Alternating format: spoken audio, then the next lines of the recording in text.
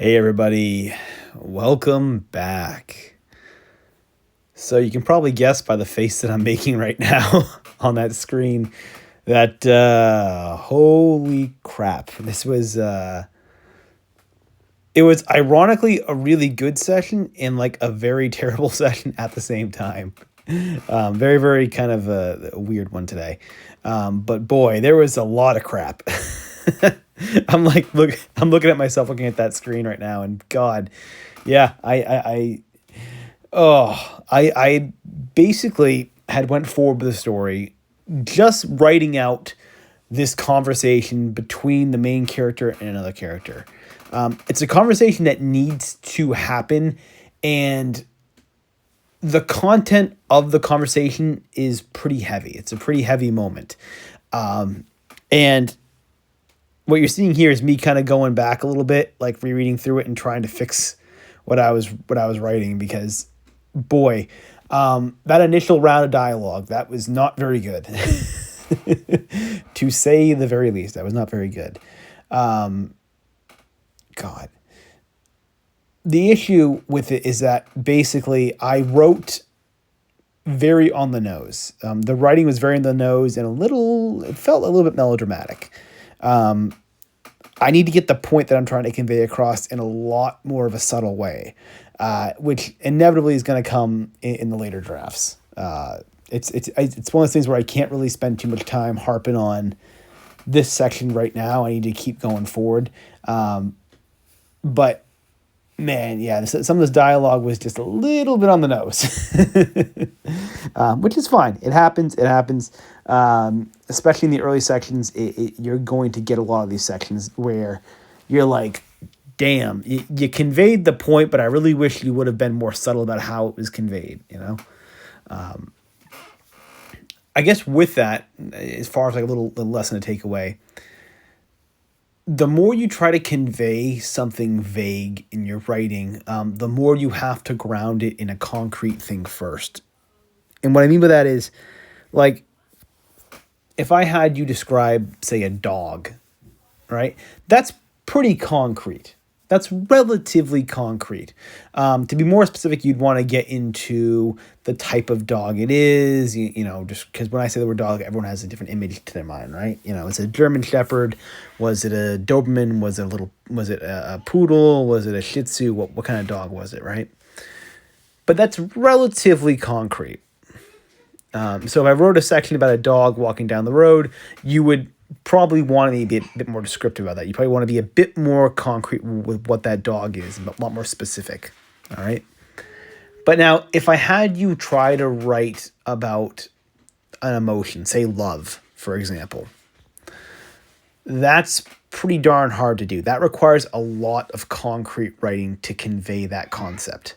Rather than the dog description, which requires, a breed or something like that, a breed, maybe a quick description of how mangy the dog is or how well kept it is, depending upon, what you're trying to convey. Conveying love in a story requires a lot of concrete writing, a lot of it. It's not just a couple sentences. To get that across, especially in dialogue, you're going to have to use really concrete examples of it, and any kind of metaphors have to be pretty darn good, pretty solid. You can't really rely upon too much vagueness.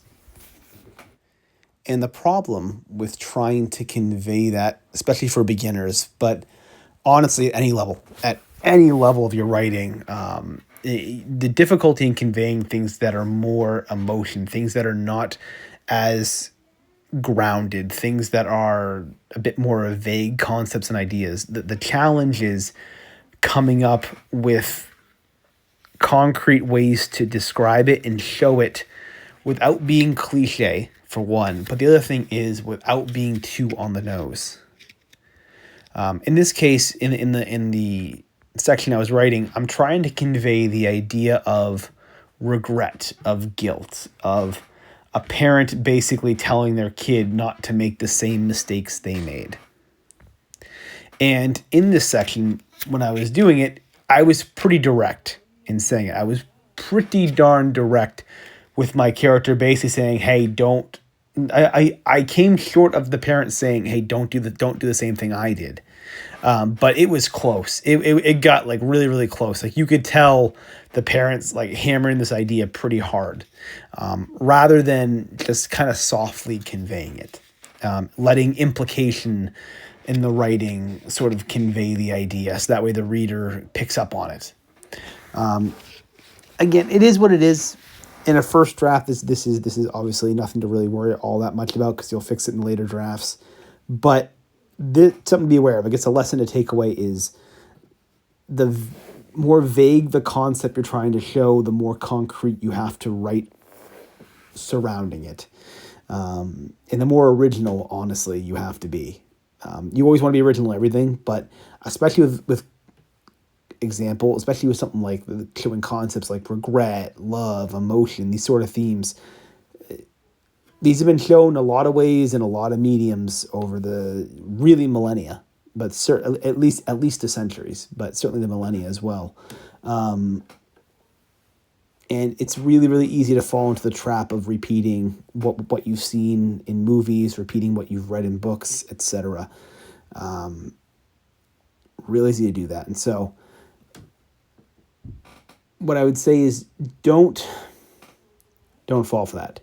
Really, really force yourself, basically. And you don't get many of these scenes. The good thing is that you probably don't get too many emotionally powerful scenes in a book. In a book, maybe you have less than a half dozen, I'd imagine, in most books, where you have that really powerful scene. I mean, realistically, 3 or less probably, in a lot of these, books, but certainly, probably less than a dozen, or at least less than a half dozen, where you get these really deep emotional moments. You don't want to, I feel like if going beyond that, like you're just inviting melodrama into your work. So with it, keep that in mind. Keep these sort of things in mind. And yeah, so I guess that's the lesson of the day right here is, is that, that and kind of, sort of shutting up and moving forward with your story, not harping too much on the early drafts. So with that, I'll sign off here, and I will see you all tomorrow.